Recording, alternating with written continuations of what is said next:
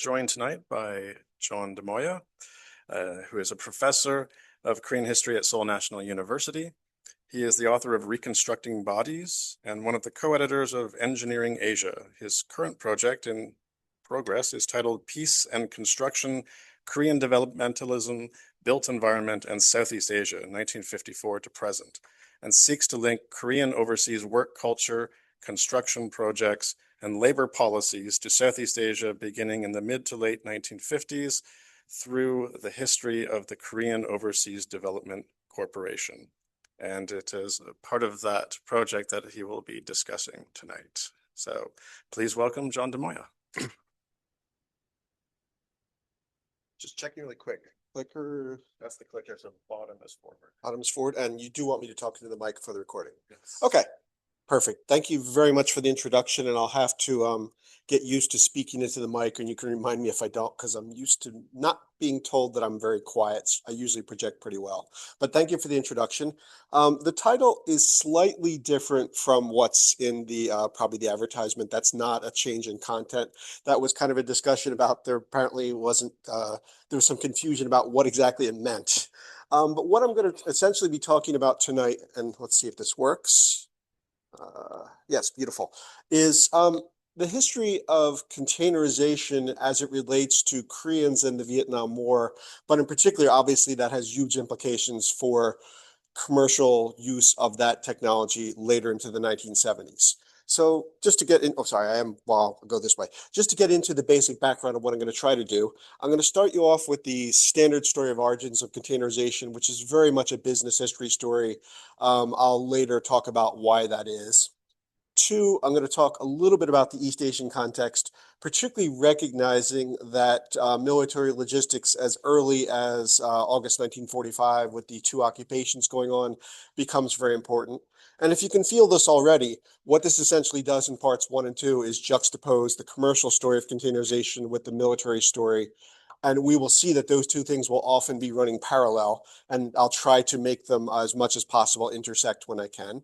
That takes me to what I'm really interested in, which is highlighted in red, which is the Vietnam setting, where you do have these two forms of containerization running simultaneously. I'll explain more, but in quick terms, the sort of large ISO containers that we're all now familiar with on the back of trucks and ships, but the much smaller CONEX boxes, which are run for individual soldiers. And finally, in part 4, I'm going to try to talk about, as much as I can, how these return to Korean ports in commercial form, how and why ports like Incheon and Busan want to containerize, having already used these facilities in Vietnam, and obviously some of the implications that holds for Korea's export-oriented industrialization. I think we're small enough. If anyone sees something in a slide that they're really obsessed with, please interrupt me when we, as we're going. I think it'll be okay. But if you have any bigger questions, we'll maybe hold them toward the end where I can, kind of have more time to think. But something that really leaps out at you, please feel free.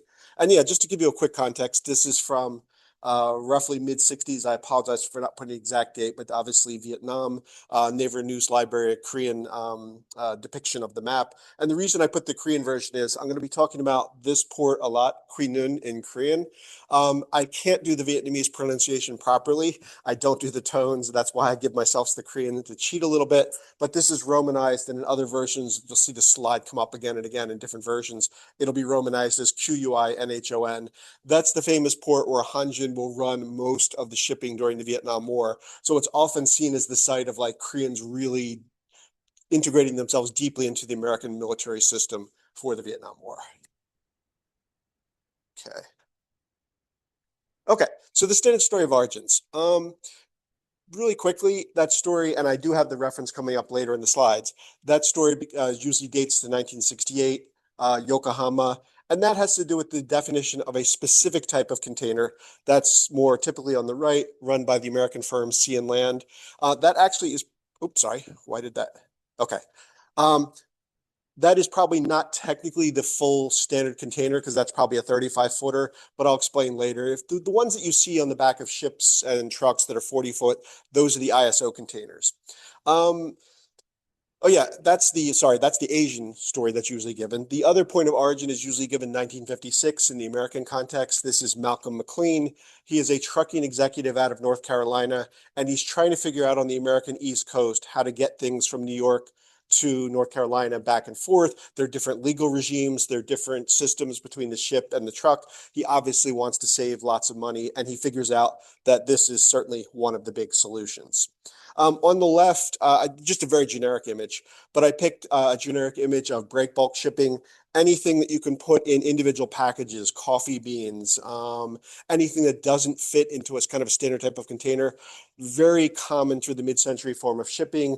If you've ever seen On the Waterfront, unpacking things with large teams of stevedores, rumors of corruption on the docks, which were probably true, but much more inefficient, much slower, and also for our purposes, very common in post-colonial ports. This is part of the reason when the Americans ramp up the war effort for Vietnam, they realize this is not going to be fast enough. They need something like this in terms of supplying the kind of war zone and getting the soldiers supplied. Oh yeah, the other thing, and I'll show you this in the next slide, 1964 is important because before 1965, sea and land has no routes to the Pacific, and that's exactly when they begin to explore the possibility of commercial containerization.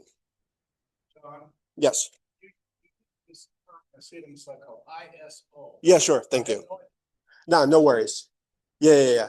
The International Organization for Standardization, I actually don't know whether they operate out of Europe or the United States, but essentially the negotiating body that determines these things. Thank you for reminding me. Yeah, and exactly for these purposes, the people who in 1968 who decide collectively, this will be the standard length of a container and this is what we will call a container. Perfect. Yeah. Perfect. Okay, so yeah, perfect. So this is the sea and land, their own internal map as of 1964. Sorry, a little bit fuzzier when it's blown up, but it's perfect. You can see routes to the Caribbean, routes to the American West Coast, and even up to Alaska, but nothing going out from Oakland or Long Beach, the American West Coast, to East Asia or even Hawaii. And this is exactly what we want to start to explore. Sea and Land was thinking about this. They, in fact, will use Vietnam to kind of exploratory figure out, will containers be commercially viable? The other thing I want to call your attention to, and it's just my obsession every time I see this map, if you can see the way that Cuba is kind of there, but they kind of go around it, it's just really funny when you think about it as an American who's old enough to remember things like I wasn't around for the Cuban Missile Crisis, but I remember people talking about it. And certainly you can see that Cuba is kind of, they're going all over in the Caribbean, but obviously not doing commercial activity to Cuba. So again, just to reframe before I go forward, Sea and Land is thinking, does this work? But they don't know. And also remember, this is before these economies have lots of things to ship back in the other direction. So what we're talking about right now and going into the Vietnam situation is the problem of one-way shipping. Will there be enough to fill these containers to make it worthwhile to send them back? And by the 70s, the answer is yes, but not yet at this time. Okay. Oh yeah, sorry. Just some generic language just to make sure you get the basic sea and land picture again. These so-called intermodal container, it can go between truck to ship to shore. They work out the legal difficulties. And more importantly, they work out the technology logistical where you can literally with the crane pick up right off the ship, drop it right onto a truck, and then obviously just drive it away once you get the latches and the hooks set up. I guess the biggest thing I'll say here, just to remind you, is obviously this is not good at all for labor. This is the beginning of the end of large teams of stevedores. I'm sure that unions were not happy with this, as you obviously still see some of these problems today with the increasing technology and computerization of shipping. But particularly at this moment, this was probably the real wake-up moment of these large teams of guys are not going to be necessary anymore. You can do much fewer people when you've got cranes and when you've got sort of large mechanical devices to move things around. Okay, yeah. So this is always, again, I frame before I go forward. What does any of this have to do with East Asia or Southeast Asia, which is really where we want to go? For this point, not a lot, although obviously there's lots of shipping going on in these places, but it's still probably going on at the break bulk level. I guess the other thing is just to remind you once again of the regional origin story is almost always Japan is cited as the first place shipping out of East Asia with containers. That will come up later. And it's not always Yokohama. Sometimes it's Kansai, places like Osaka, places like Kobe. I guess one last thing I'll say before I wrap up part one is that I recognize very much that this is an American story with some Korea mixed in. I've had this with other audiences. If you were to tell this from a European standpoint, it looks very different. And in particular, if you were to bring in Hong Kong and other, particularly in the Sino-centric world, other shipping firms, it would also be more complicated. I'm deliberately kind of confining it to Korea, Vietnam, and the US to kind of simplify it. But you are welcome to push back at that a little bit and make me recognize. This will come up towards the end of the talk when you'll see ads from some of the different companies. I'm definitely restricting the traffic that's going on there. Okay. So let me just, again, all I've tried to do in the first couple of slides is lay out for you in part one, as I make the mental transition myself, is lay out the standard story of origins. And the book, I apologize, I'm forgetting the name of the author, but the book is called The Box. This is one of the standard container stories that's out there. It's always like #1 on Amazon and other things. There's also a book by Alex Close that has more of the European story, but these are very much business history accounts. Okay, so now we shift to late 40s, early 50s, the Korean War context, the occupation context, and in particular, what I'm calling, again, military logistics, the idea that there's lots of bases, these need to be supplied. Okay, huge amounts of literature here. I'm not going to go through all of it because I don't want to be too academic here, but if you're interested, please ask. But the person I'll call your attention to is the first author, Patrick Chung. He's a historian at University of Maryland. He has a book coming in February, and that will come up later in the talk. And he basically argues, and that's why the images, he argues that Busan in 1952 is one of the most sophisticated logistics sites in the world. And he argues this because you're in the middle of the Korean War. You obviously know the beginnings of the war and all the things moved down to the Busan perimeter. So you're just supplying all the forces down there. And you have to have the ability to handle massive amounts of equipment, just as you will about a decade later into Vietnam. So he doesn't get into the specifics, at least in what he's published so far, as to what the technology is, but he does argue that Busan is, in a weird way, sort of artificially promoted technologically, precisely because of its geographic role inside of American empire. Okay, now we get to where we get to the interesting thing where I suggested there's a contrast between military containerization and commercial containerization. There's something called the transporter. I have not found pictures of this, but I'll explain in a moment when we get to the CONEX. But it's the late 40s, end of World War II, some combination of boxes and pallets. This is the American military shipping guys around the world trying to figure out in a world war, how do we handle their possessions? How do we move them around besides their own persons? This turns into, and now we begin to see it, from the end of World War II through the Korean War, through the Vietnam War, as well as the American intervention in the Dominican Republic in the mid-60s, the CONEX becomes the standard form. This is the Container Express, CONEX being the shortened form.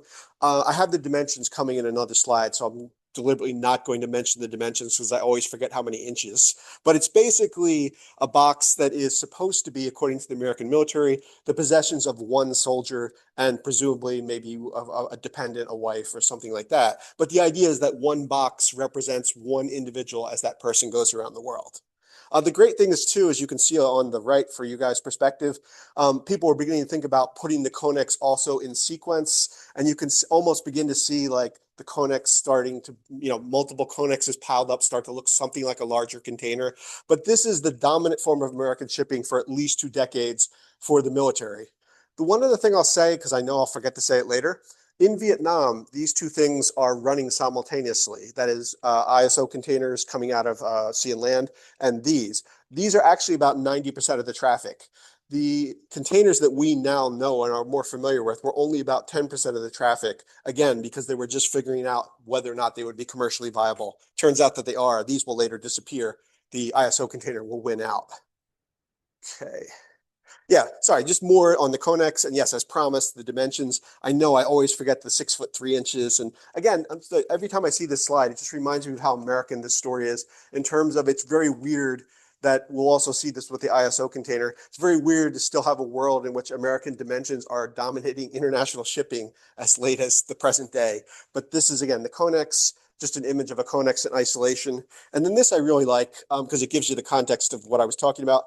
In the current national emergency, the post-Korean experience, the CONEX, a milestone in unitization, the idea that the CONEX is not just about war, but also, I guess, in theory, peacetime, transition to, again, being able to move things around the world in a kind of a logistic fashion. Yeah. Is there a reason behind 6'3" and 6'10"? There must be, at least technologically, but I haven't been able to find any explanation or justification. But no, there has to be something. But right, but I have yet to find a narrative explanation. You're right. Absolutely great question. Oh, sorry. Okay, that actually makes sense. That actually makes sense. I hadn't thought of that. No, beautiful. Thank you. The other thing you just reminded me to say, and this is what I wanted to make the reference to an earlier slide, the transporter has the same dimensions. The transporter, I've been able to find pictures. My guess is that the only difference between the transporter and the CONEX is not, well, one, it's just the name, but two, the CONEXs are almost always corrugated steel or metal. I'm just guessing that the CONEX is like an upgraded form of the transporter. But thank you. I'm going to mentally store that away because, yes, it has to have something to do with the rail lines. Especially, sir, please. Go ahead. The dimension are based on the size of the railway wagon. Yeah, that has to be the width. Yes, I like that. Thank you. I definitely have to. That sounds absolutely right. Okay, cool. All right. I'm sorry. It's always great when an audience can give you stuff that I can steal and shamelessly use. No. Okay. Okay. Oh yeah. Sorry. Just some CONEX images in isolation to give you sort of the feel for them. Okay. Yeah. Sorry. So don't forget, these were used in one-way shipping. They were not meant to be returned back to the base, not back to the American West Coast, so that you will have, and these are all from in Vietnam, you'll have tons and tons of pictures of people sleeping or sitting next to, kind of lounging next to CONEX boxes, often used as offices, temporary shelters from rain, anything you can imagine in Vietnam from 65 forward that an empty metal box could be used for, it is used for. These are all out of the Texas Tech online archive for Vietnam, which is absolutely fantastic if you don't have time to get down to Texas and you live in Seoul. A couple more in the next slide. Yeah, and I'll just, sorry, this is, I don't know how recent this is, but I imagine this is a reference forward to obviously more recent American conflicts in Afghanistan and Iraq. I also have to be honest, because I anticipate some of you might ask, do we still use CONEXs? As far as I know, not officially. I mean, they stopped being referred to as official post-Vietnam, but nonetheless, it may be that there is still some military containerization that's different from commercial containerization.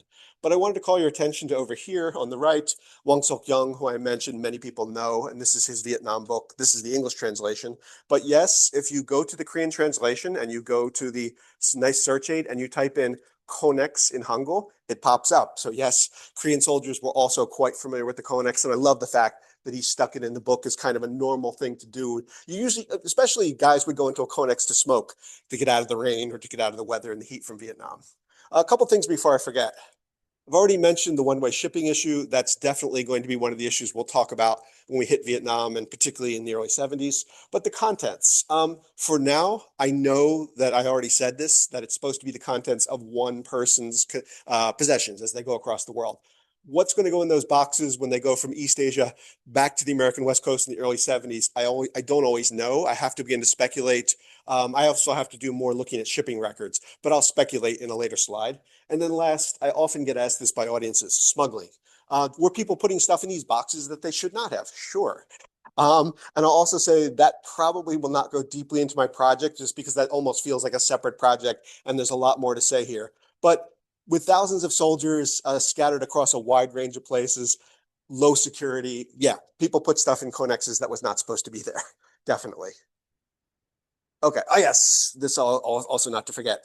The other big question that comes up, and this will come up specifically in the context of introducing Koreans to American military containerization, is labor. For most of the period from 45 afterwards into at least the 60s and 70s, and I want to be careful here because I am kind of guessing here and speculating, but I feel comfortable with this generalization. American military will often use Filipino labor for a lot of these things. Okay, this is a perfect example here just to justify it. If you can read, I realize this is small, but Mariana's Stevedore and Development Company, known as Mazdelco, they are a branch of a bigger company called Los Stevico, Luzon Stevedoring Company. The Philippines stevedoring. This is not a Vietnam contract. This comes from a Thailand project where they were employing Thai engineers and laborers from Washington University St. Louis archive. But I'm showing it to you so that you will recognize that when Koreans and others start to move into and get these contracts, it's a competitive environment. There is often people who are very angry. These contracts are worth millions of dollars.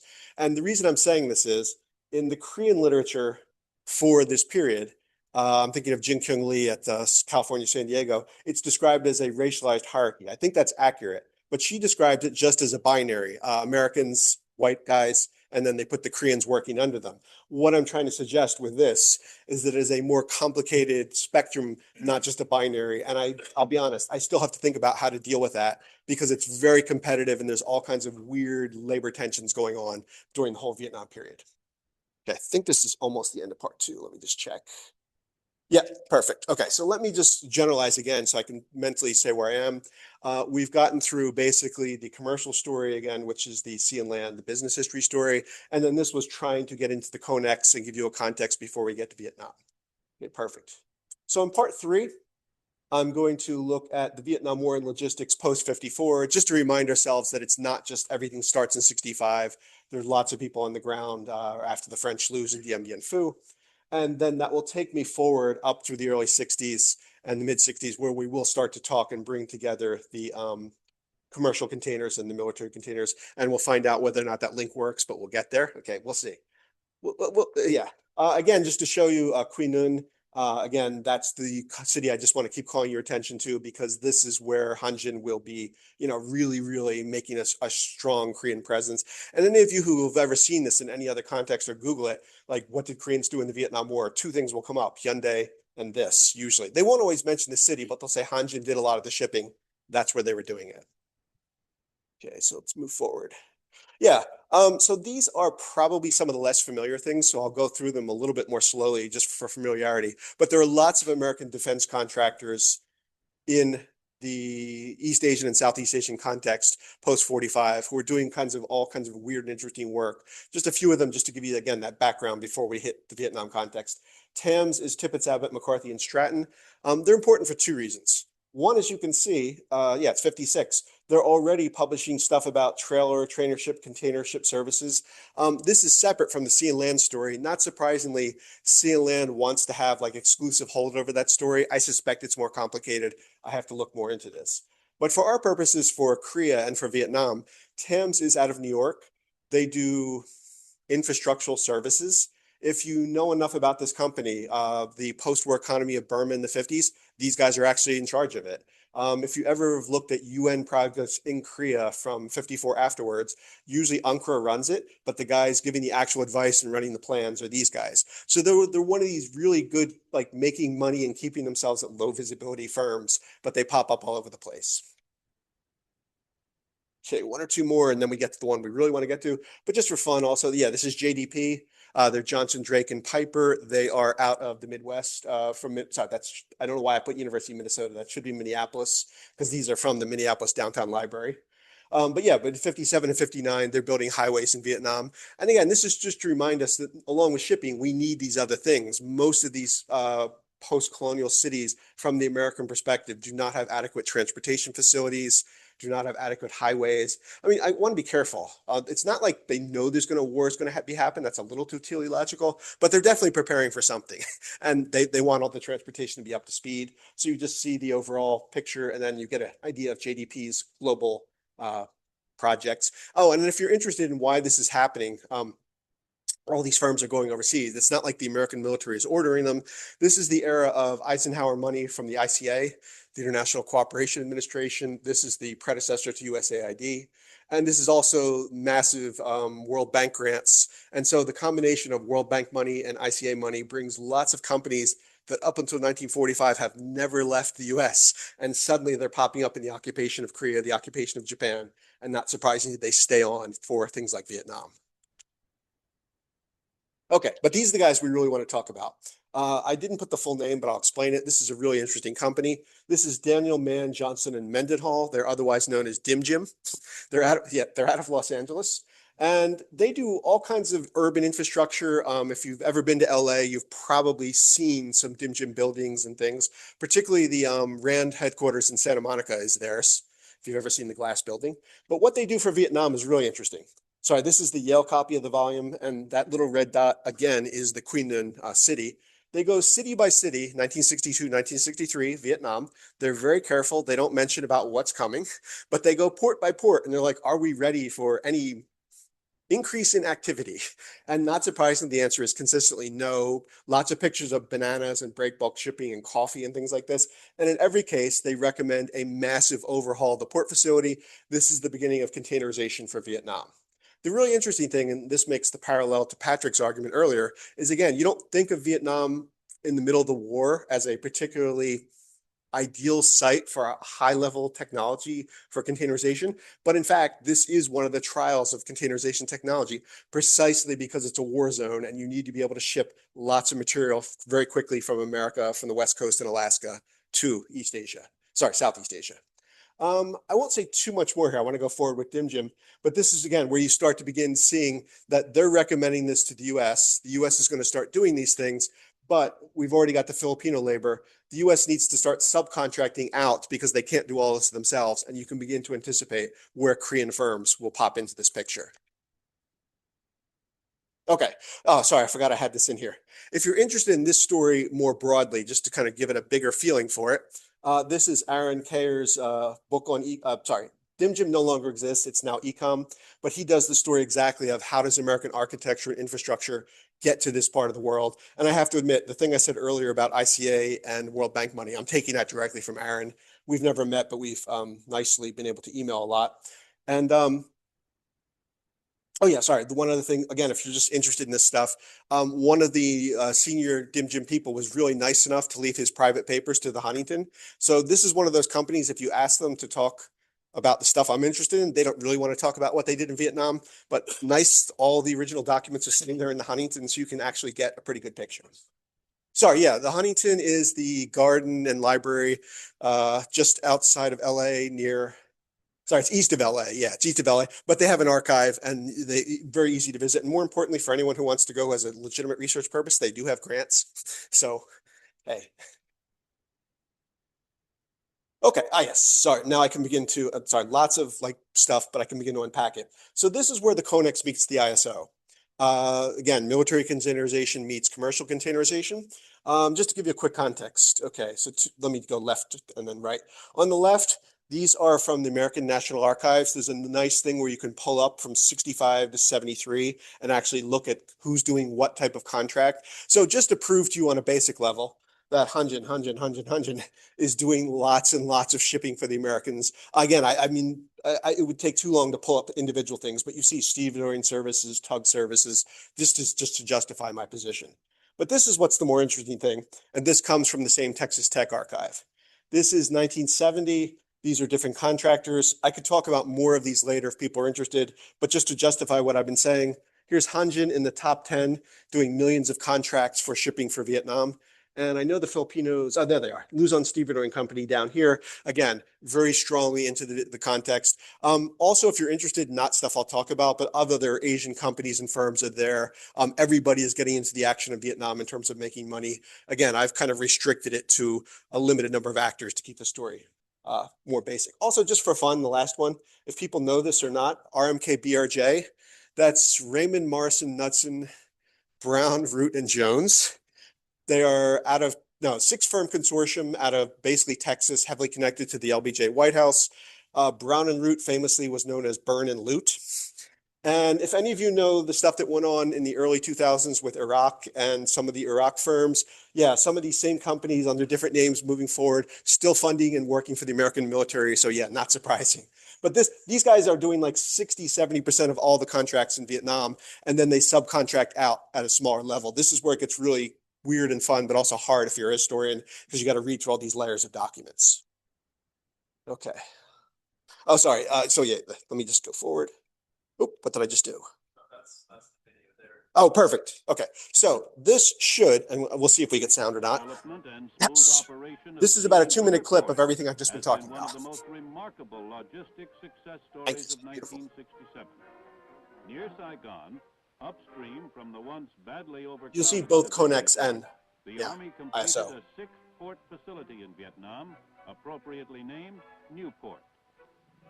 The port complex includes 4 600-foot permanent piers, 2 LST slips,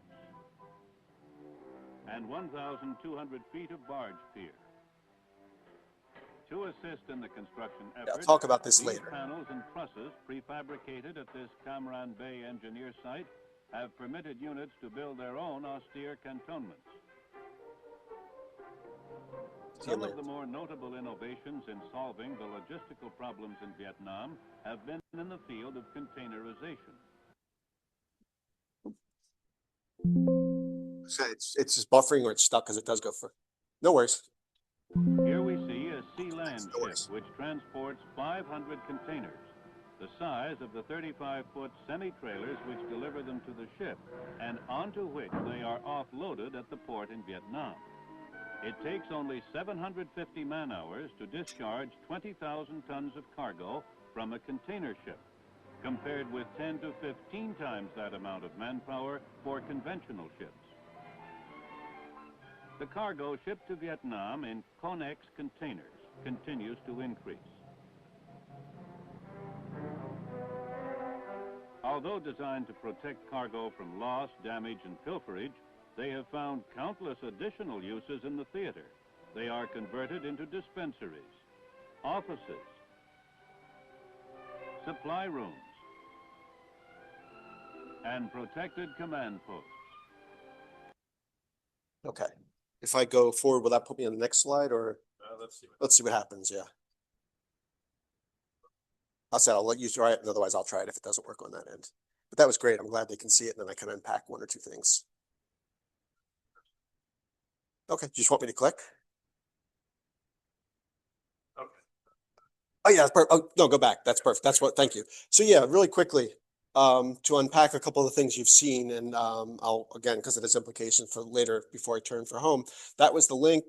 I only want to call your attention to where it said 35-foot standardization and 35-foot containers. That's actually not the full size of ISO containers, so it's still like in flux. And I'm just mentioning this because it's really funny. Malcolm McLean apparently was really insistent that 35-foot be the correct international standard, and ISO declared it would be 10-foot units, either 10, 20, or 40. So apparently he was very upset for much of the rest of his life that he had all the ideas, but didn't get his standard. I don't know, it's just, I like that stuff. I've already mentioned the 90-10. It's not at all in this video, and it's never in the literature. But again, the CONEX is the dominant form of technology. The contracts that Sea and Land has, as you saw there, is just like from Oakland and LA, Long Beach to Vietnam. And they're running the numbers and basically figuring out, again, whether or not they can make money. Again, ultimately they do, and that's when those containers start to rise up. And number three, this is the really important one, racialized hierarchy.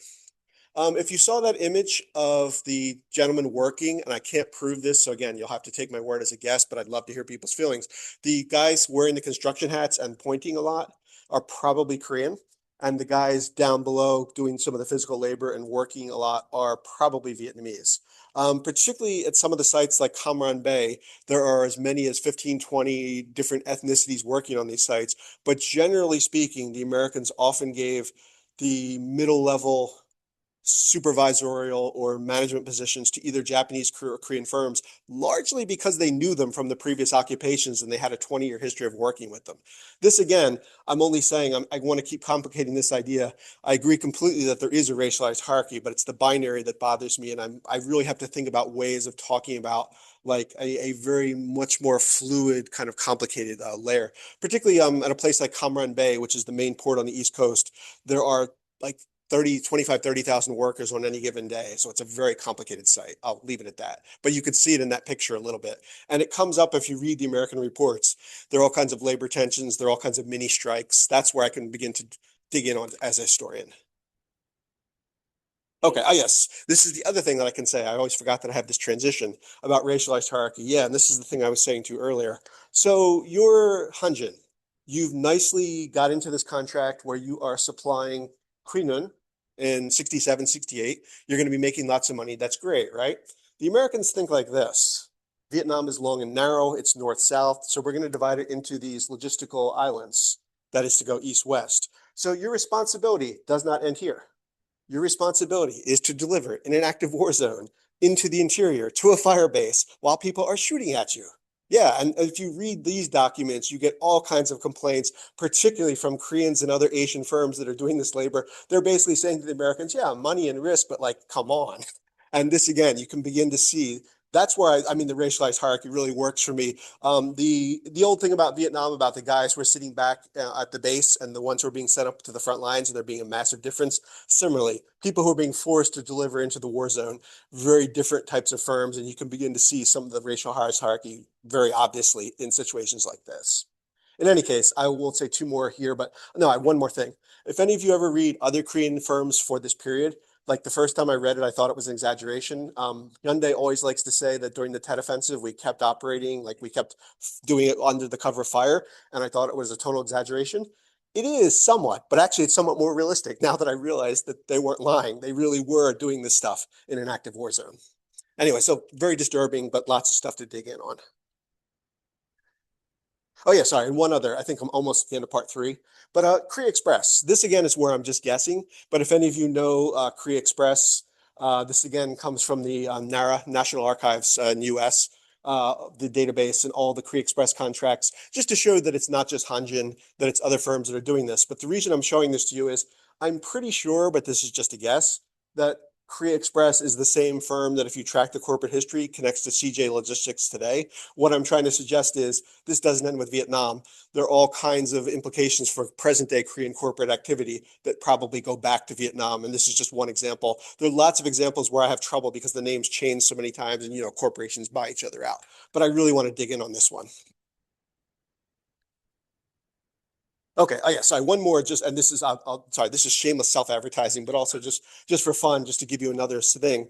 What else is being changed by the fact not just Korean shipping and Korean labor habits in an international context, even kimchi and canning from 68 forward. Koreans are participating in Vietnam from 65 forward. They're getting kimchi, but it's mostly on a gift model. It's done informally with informal forms of canning. The cans basically rust. The acidity it's not good. If you follow this story from 68 forward with USAID help and actually my own university, some food scientists, they build new commercial canning facilities. They make the K ration specifically for Korean soldiers, which includes kimchi. And this later really does have implications for the late 60s, early 70s Korean food industry, where they can start to ship vegetables and things around, not just to Vietnam, but to other places. I have a chapter in this book. That's where it's the shameless publicity. My apologies. But if you're interested, they're doing a book launch December 1st. And if you Google that link, or you can manage to, if they share the slides or anything, it pulls up the link of the poster with the QR code. In any case, canning, logistics, labor, all these things are how Koreans are being sort of first experimentally and then slowly learning how to master these skills in this context. So Vietnam is dangerous, but it's also extremely lucrative and extremely helpful in terms of like learning how to do things. Okay, so let me just frame, because I know I'm going fast and I can slow down now that I'm almost near the end, and just remind you what I've tried to show you again is the commercial containers, the military containers come up side by side. In this last part in Vietnam, and particularly in that clip, they kind of come up against each other. And not surprisingly, as I make the turn for home in part 4, you have the commercial containers start to really rise. They do realize that this is a commercially viable proposition. I'll be honest, I don't know what the end of the CONEX story is. I suspect with withdrawal in the early 70s, the CONEX goes with the Americans, but this is the beginning of two-way shipping, all the nice problems that come with that, and the beginnings of what looks a little bit like our economy today. So let me start to unpack some of this stuff. Yeah, so a couple things. Koreans see this very quickly. They want to bring this technology back to Korea with World Bank grants, the International Bank for Reconstruction and Development. Just to give you some of this, because it's not all here, the flavor. The really funny thing is, I mean, this is typical for the World Bank for much of this period. When the Koreans apply, like 1970, 1971, the World Bank's like, you guys don't do exports, or not like high level. You don't have that kind of economy. You don't need this. And every one of the Korean responses is, are you not aware of what's going on in Vietnam? Do you not know that we are operating these facilities in Vietnam and we know how to do this? In any case, they eventually do persuade. But you can feel, I should have highlighted it. Oh, yeah, here it is. The number of loaded inbound containers was about twice the number of outbound units, reflecting the advanced containerization level in the major industrial countries, Japan and the US, exporting to Korea. Korea doesn't yet have the technology, other places do, but this is the beginning of the two-way routes. So why is this interesting? And I put this in red to remind myself. I'll have to be honest, I can't answer this question, but I'll speculate. If you are operating at home domestically from the American West Coast to Korea and then Korea to Vietnam, and you do not yet have all the cranes, you do not yet have all the technology, how are you doing the containers? I don't know. But here's what comes up in some of the reports. That LST, which was that big vehicle you saw in the clip pulling things out of the ship, there's all kinds of improvisation. There are ways of connecting and using the LST to pull things off of ships, but definitely they are eagerly ramping up, and they're already doing this even though they don't have the full equipment yet. That's the kind of picture I want you to give. I mean, this is early 70s Korea, and they're extremely ambitious. Okay. Oh yeah, sorry. So, I mean, this is where we can begin to play with some of the routes. So these are all from Naver News database, early 70s. You put in container either in Hangul or in English. You get lots and lots of hits. And I have the dates coming later. Okay.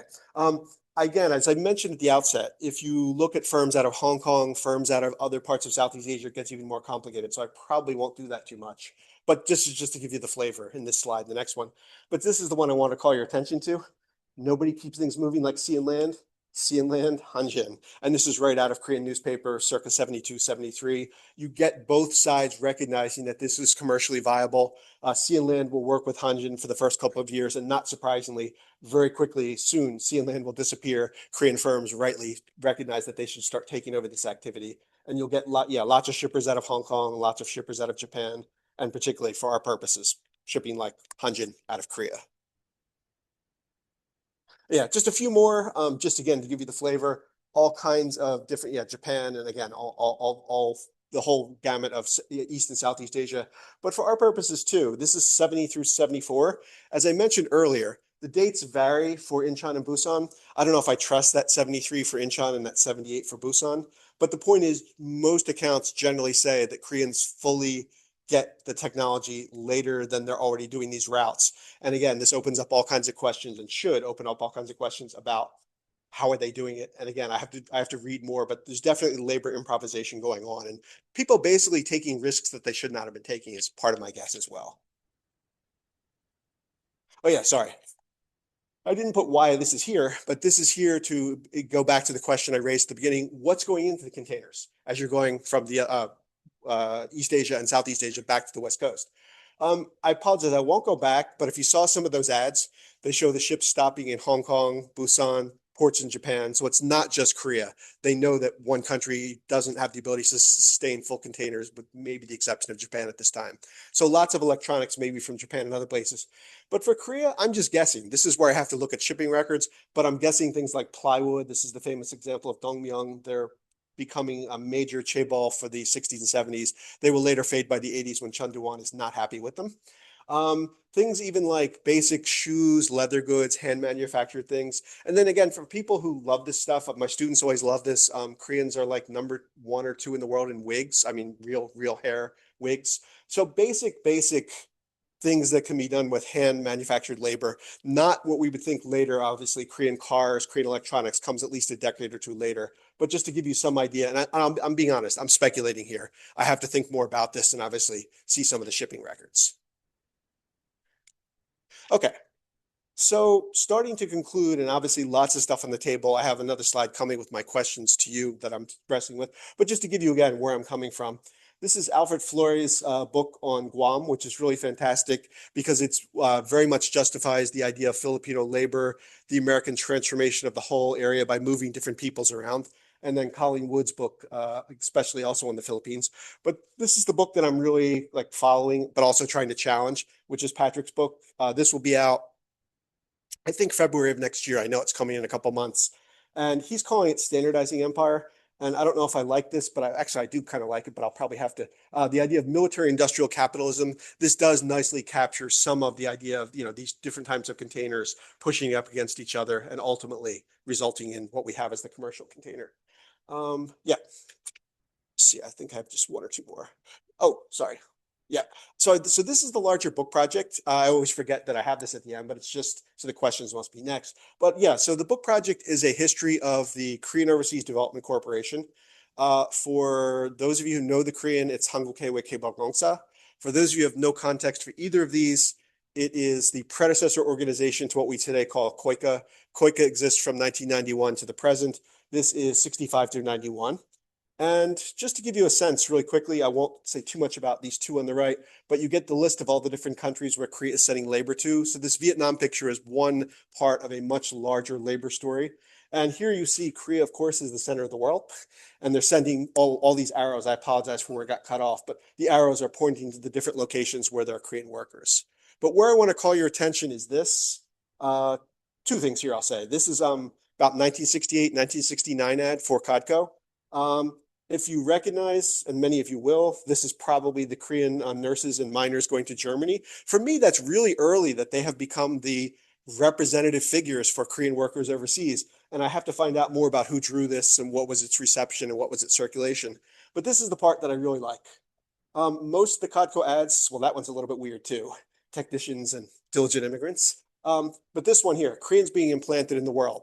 Codco's official slogan in Korean, for those who get it and know it, is 세계 속에 한국을 심자. Literally, let's plant Koreans in the world. You'll see all kinds of different English versions of it. But I have to admit, as a non-native speaker, I don't have a close enough sense of it. But I was told, the people I've talked to so far, that this is the idea of like Korea trying to make itself seem larger than it is. And that makes perfect sense with these arrows. But also that language is very typical Park Chung-hee, but also, and I've gotten this reaction from China historians, whenever they hear it, if they know the characters, they know that it probably has some kind of imperial language too, like when Japan was trying to spread itself wider. So I'm going to be careful here, but I'm going to suggest this is a really interesting history here that I needed to unpack. So I'll just leave these images just to give you the idea of the larger project. And the larger project, again, is to put that Vietnam story, what I've told you today is just chapter 4, but it's inside a much larger story that's trying to contextualize these images of how Korea is expanding. I think I have, now it's the question. Yeah, so now the questions, and then I'll wrap up. Again, several things that I'd just be curious to ask you if you have any reactions. One, I've mentioned several times, I want to look at the hierarchy as more than a binary. I've tried to suggest why, but again, that's something I'm going to be thinking about for the next 2 years probably. Two, yeah, I really like if we can take Korea Express and connect it to CJ Logistics. I love if I could bring this up to the president and show that there are all kinds of implications. This I didn't talk about much tonight. But the idea, is it just the Vietnam War, or should we look at the American bases from 45 after and look at the larger picture? Patrick is doing that. Several others have done it. I have to think about it. And to be honest, it's also how coherent a narrative can I make if I go bigger, which is already a problem, as you can tell. But I'll think about that. But this is the one I really wanted to end with, which is many of you are familiar with that something happened with Hyundai in Georgia just a couple of months ago. Obviously, there was a big issue and a lot of engineers or technicians were sent back. There's a rumor been going around the press that the White House actually called, or at least Hyundai is claiming that they were called and apologized to. The reason I'm mentioning this is I find it really interesting in all of these discussions. Obviously, Codco no longer exists. It's more than 30 years removed since its history, but I do think an organization that was created specifically to help get visas and mobilize Korean workers overseas is part of that story. And so if you want, I mean, I would argue at least that it's obviously not directly connected, but it holds implications for even Korean labor today, even though Korea is a much richer country and obviously more powerful. Okay, I think this should be, yeah, so last slide. So yeah, I wanted to basically do two things here, which is just, again, to show you sorry, I'm blocking a few people here, what a standard ISO container looks like now. This is, again, not the 35-foot. Malcolm McLean is very sad he didn't get it, but it's 10, 20, or 40. And thank you, I'm going to remember exactly, yeah, definitely going with rail in terms of the width. The other thing interesting for 10, 20, or 40, anyone who knows this stuff, you'll always see the term TEU. TEU stands for 20-foot equivalent units. That's how they measure containers now. So you basically have the double, the half, and then the full-size container, which is the 20-footer. This is now what you get. And so I started with this at the beginning of the standard story of sea and land. I'm trying to finish with it. And I guess what I hope I've done in the last 30, 40 minutes or so is really complicate that and show that not just the Vietnam War, but actually the entire American project in the Pacific probably has a lot to do with why we have these things floating all over our world today. Thank you very much. Just great. Yeah, I'm gonna, just we go directly to questions. Yeah, perfect, sure. The Busan stevedore company. Yes. Keep referring to it as a Filipino company. I know where you're gonna go with this. Should I say or no? They were all white guys owning it. Yes. I don't know if they still do. Filipino frontmen were there. What do we call them? This is what I want to ask. Okay, what I have is that the Americans that the Filipinos buy them out in '66. Is at that point still American front behind it and Filipino frontmen? Okay, so that helps. Okay, but so you were correct in that. I know it started in the 20s or earlier by Americans in the American occupation of the Philippines. Exactly. So yes, it's even more imperial, and you were correct. It's not Filipino capital until later, and even then, it's debatable. Are- exactly, exactly. Okay, so it does fit that the white guys are still sitting back at the base doing, yeah, yeah. Okay, yeah. We still have dozens, hundreds of those around the here. I wondered about that. Where? Basis? No, no, no. Go out into the countryside find them on farms, you find them on Really? rural factories. I even own one here in the city at my church compound. Okay. We use it for our gatehouse. No, but so it fits with the one-way shipping, and then and so they have a long afterlife. Yeah. Okay, I have to think of this is like a separate article even, or yeah. The guy, our Sui Ajashi, what we call those guys, the Kanbi Ajashi. Yeah. Gatekeeper. He says, we can, for $800, we can go get one of these. But that's my did they know what it was? Yeah. I mean, but they know what. Okay, that's what. Okay, that's pretty cool. Yeah. No, I hate to say it, in a country that has a rich history of American occupation and presence, it's not surprising. Yeah. Okay, cool. I'll have to do some after digging in. Yeah. Sorry. Yeah, please.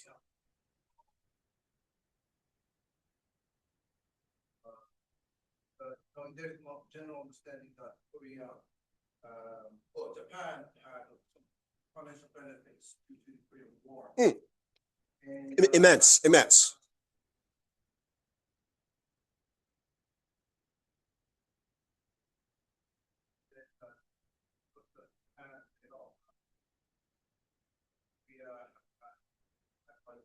I would like to know in terms of questions, or whether you have any general estimate in terms of what extent, what benefit. Yeah. Okay, so let me answer that in a couple of ways. First of all, you're absolutely right. Japan benefits enormously from Korea. Koreans knowing this going into Vietnam, even at the beginning, were anticipating a similar effect.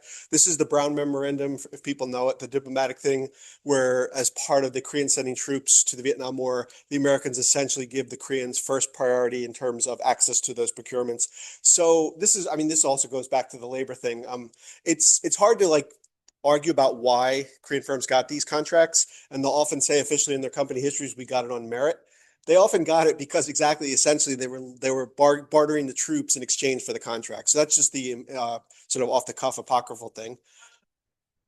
Yeah, okay, they could handle it. But nonetheless, easier. The Japanese firms probably had the better ability at that point in historical time. But you're right, there is some merit. They pulled it off. Sorry, two, to your, I'm sorry, what was I going to go with three? Oh yeah, sorry, two. Two is, these are ballparks. These are pure ballparks. But what most people will say, if you know, and I don't have the number, I'm not going to guess, but I'll give you the percentage.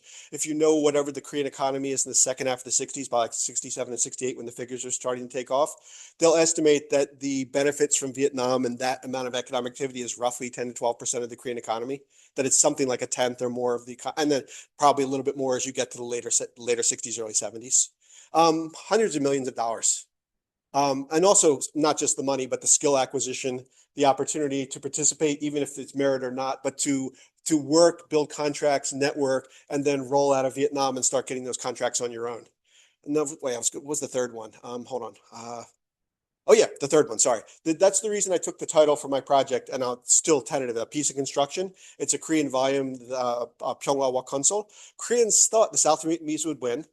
Not only would they get the benefits like this in terms of the war, but that they would get the benefits as other countries did from the rebuilding of Korea. They would get the benefits of rebuilding South Vietnam. They didn't realize that the Vietnamese, the loss of the war, and so they didn't get all that. But if you read the Korean military volumes from the late 60s, the propaganda is, so it's not your money question, but just the propaganda is hilarious and interesting. They say things like the 38th parallel, the 17th parallel, exactly the same. They're both parallels, divided countries. We're pushing back against communism. No, but so you're absolutely right. And again, if you look at, I'm trying to think who's written about this. I know, I'm sorry. It's always better for college. Jim Glassman at UBC, who's a geographer.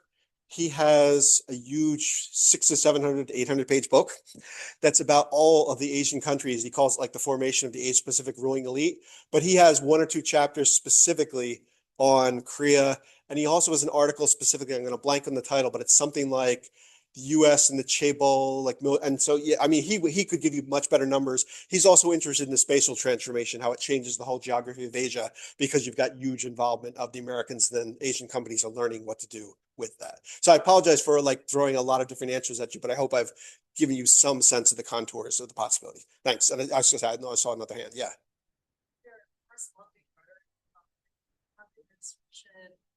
Along the lines of how, Japanese, like, I think Japanese Go ahead. talking about Korean War as the gift of the gods. Oh, I see. I see what you're saying. Yeah.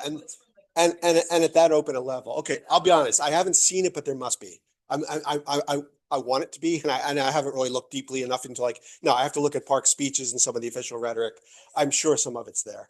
And no, sorry, and to your question, but just to pitch back to that gentleman also, and also for you, just if you're really interested, I mean, again, it's always nice when you can sell colleagues' work and feel not guilty about it. My colleague Aaron Moore has a really good book called Constructing East Asia, which is about the Japanese project of 45. But we worked together with Hiromi Mizuno, all three of us, on a post 45 book called Engineering Asia. And that's where it's not really on the financial questions, but it definitely answers a lot of your questions about how do mostly Japan and Korea dig into Vietnam by developing these corporate relationships. Yeah, it's Bloomsbury 2018. But all of Aaron's stuff, if you're interested in Japan, Aaron is really deep. I mean, no, really quick if we're okay on time. Just what Aaron shows is that the Japanese are back into Southeast Asia as early as 54, 2 years after the 52 San Francisco Treaty. They do a really smart thing. They say, hey, we're New Japan. Hey, we owe you reparations from the war. Why don't we give you technology and building experience, which we developed lots of, and we're not going to talk about where we got that from. And the famous example he gives, if anyone knows the Supong Dam here, not here, North Korea, the famous dam that's in the North Korean National Seal, it's built in the early 40s. The same firm that does that comes back, develops a big Japanese post-war development constituency called Nippon Koei. The leader of the company who built the Supong Dam comes back to Korea in the late 60s and advises on the Seoyang Dam, and he never talks about the fact that he was a Japanese wartime engineer. There's all kinds of relationships like that. And sorry, to your question really too, Aaron found some of the Nippon Koei company documents. It's so disturbing, but it's funny. I can't resist this. They actually have conversations because they record this stuff and they publish it where they sing imperial songs. And this is like 1965. And then they're in the meeting room and they're like, oh yeah, like we're not allowed to do that anymore. But so like that, the Japanese rhetoric is still there. The Korean rhetoric has to be there, but I have to dig in more. I clearly have a lot more homework to do. Sorry, other questions? Yeah.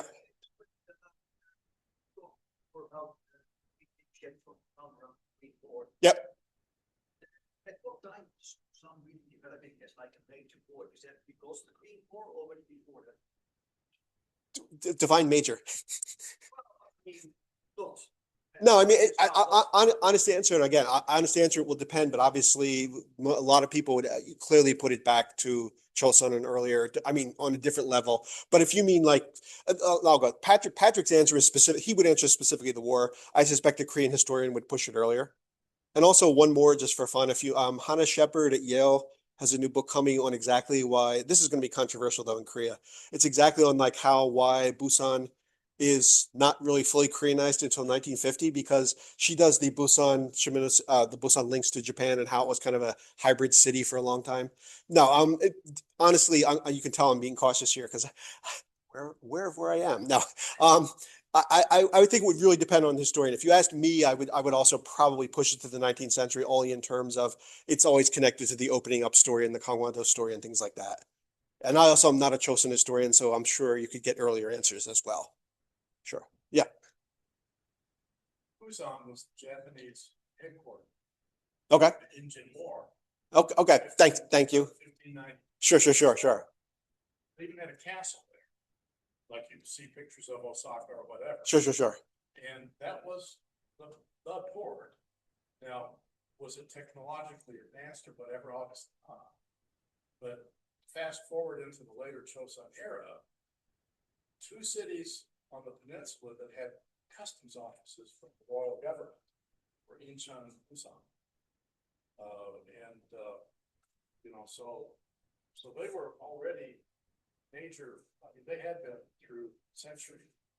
Yeah, and just a really quick, oh, sorry. When you say major, Yeah. you qualify. Yeah. Technology, then that's. No, and I was going to say, I'll piggyback on that really shamelessly and just say that for the stuff I know, my colleague who's at Oxford, Jong-Ran Kim, when you start doing quarantining for diseases, Busan is one of the major places. And of course, this is when the Japanese start doing extraterritoriality, where they send their ships, then they're like, we get the right to enforce disease policy here before they colonize. Right. Okay, yes, please. Two questions. Sure. One specific one. What allows ISO organization to come in and standardize military technology? Because you don't want that. Yeah. Case like NATO, multiple countries are involved. And a high level question is this the beginning of where Korea seems to take on a business strategy of packaging everything and exporting in a modularized manner, like the nuclear power export? Oh, wow. Smart cities technologies. This seems the beginning of sort of a similar methodology in exporting bigger projects. Okay, I'll say this. I'll answer the second question first because I'm going to be hesitant and hedging my bets on both of them. No, I could see where you're anticipating all kinds of modular thinking. I don't know that I would want to go that early. So I would say I like that, but I have to think more about it. But I'll definitely say it's where Koreans shift definitely from what's the earlier language? Import substitution from the late 50s. Basic exports like wigs, plywood, things like that, to start thinking much more ambitious about larger and more commercially viable forms of exports. The Ministry of Land and Infrastructure and full smart city technology. Okay, I'll have to think there. Yeah, I'll be honest. I'll have to hesitate. Yeah, but no, the ISO I actually don't know, and that was your question too. My guess is this: I don't know so much that they're making a decision about the military technology. I think it's more that they're bracketing and making the decision just for the sea and land stuff. And my guess it would be more that it's the incentive of the various actors who are involved in shipping to sort of grant that power to the organization, because they recognize that standardization will really open up traffic between not just the story I'm telling you, which is just Asia to the American West Coast, but also obviously that's where you start to bring in Europe and other things like that. So that having a standard does make economic sense to enough actors that they grant power. But honestly, I know that's a weak answer. Again, I have to think more about it. Countries, they're purposely have Yeah. different size trends. I'll say this, yeah, for at least this is when you begin to see, even before China's economy opens up in the late 70s, this is when you really begin to see Long Beach, Oakland, most of the ports in the Pacific and the East Asia and Southeast Asia. I'm sorry, I hate this literature, but it's the literature. You'll the Four Little Dragons, the Four Tigers, Miracle Economies, which I hate, which is part of what my book is written against. But nonetheless, this is when that activity does start to swell up, because once you have containers and standardization, if you can convince people on the other end to take your ship, yes, ships start going back and forth. And this is what we all with COVID a couple of years ago got, well, both the 08 financial crisis and COVID, we got to see ships stopped all over the place because, yeah, they couldn't move around. Now, great questions, and you can tell I'm hedging on both of them because it's very new to me. Sure. Other questions, or should I just want to make sure of time and let me know when we need to. We're okay? Is that a yeah. You talked about you look at the ports where all this activity is going on, limited U.S. and Vietnam, yeah, whatever. Vietnam War statistically handled by bases in Thailand. Yes. Yes. And probably and Koreans also get into some of that other activity. Yeah. Can I ask where he flew out of? Okinawa one tour and Rayong, Udon something. Busan, Northern Thailand. Southern Thailand. Oh, so okay. But these are the B-50. These are the B. Yeah. Okay. Every time he moved to a base, he had a CONEX. Okay. Yeah. Well, let me say two quick things to that before I forget. One, again, I think people in the audience will know, but the U.S. does not give Okinawa back to Japan until 72. And it's run by something called USCAR, the United States Civil Authority Ryukyus, which nobody writes about because people don't like to talk about the fact that there was like a 30, 40-year American occupation of the Okinawa. Well, it's still heavily militarized, but the second thing you said, the logistical area around Vietnam, Thailand in particular is really big for security things. Northern Thailand has those airports which are used for U-2 bases, but later B-52 strikes. And just because I can't resist, because I am in Korea and I didn't put it in because my Korean friends are always criticizing me for doing this too much. If any of you know this, Lee Myung-bak's first job out of Kodae was with Hyundai. He was in Thailand in 65, 66, 67. There are pictures of him with the same haircut, but looking much younger. What he was doing, he was working in southern Thailand on a project called the Patni Narathiwat Kosokdo, which is a road just at the edge of southern Thailand, right on the Malay border. And as far as I can figure out, I mean, it's not in this project, but it's just for fun. It is a security road. So officially that area from the American perspective and the Thai perspective was communist at the time, but it wasn't. It was a Malay area in a Thailand that was heavily nationalistic. So it was people who didn't like the government.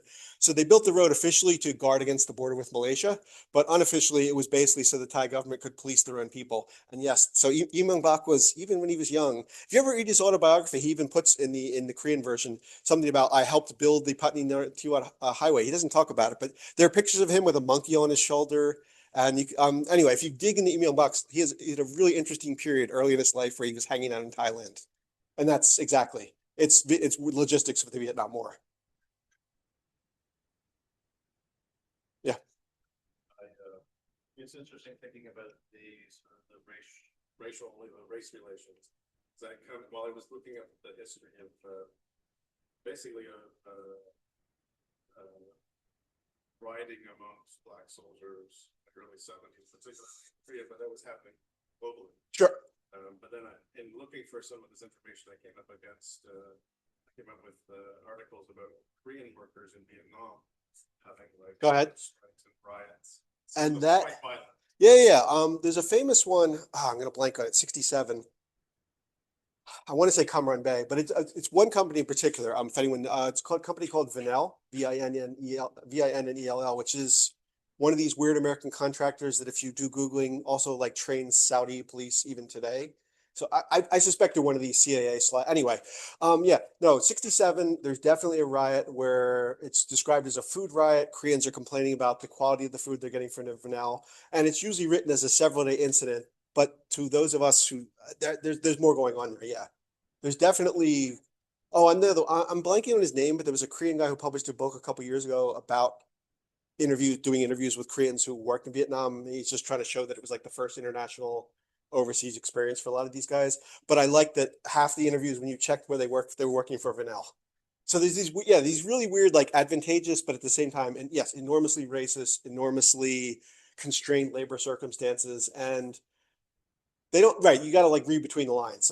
That's where I have to be careful. I may ultimately just have to go with like official reports and do things where like I speculate and say I think more is going on here, but I can't.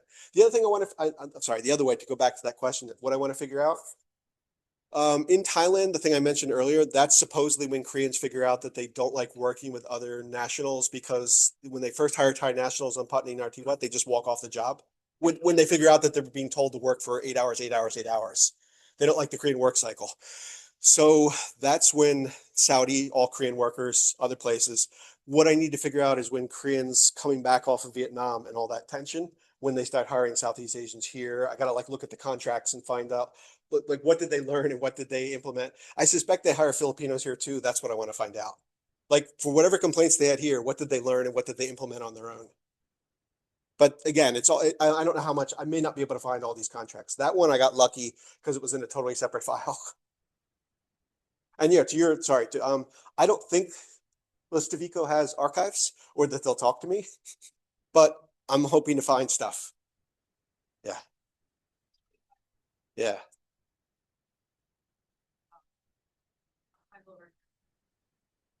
Oh, I can tell you how you can get to part of that though.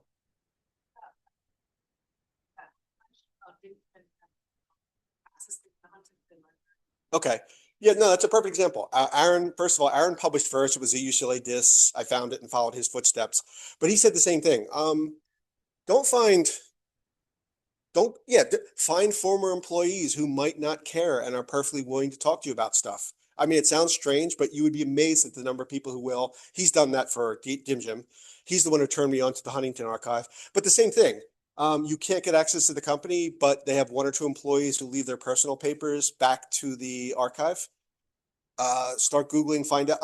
The better one, because the RMK BRJ, which you all know is famous, and you're not supposed to, I mean, because they're still, sorry, what's the name of the company? The one that did all the work in Iraq for that. Thank you, Halliburton. Yeah, there's still some of those connections, right? So they're not going to talk to you about that stuff. Beautiful, thank you.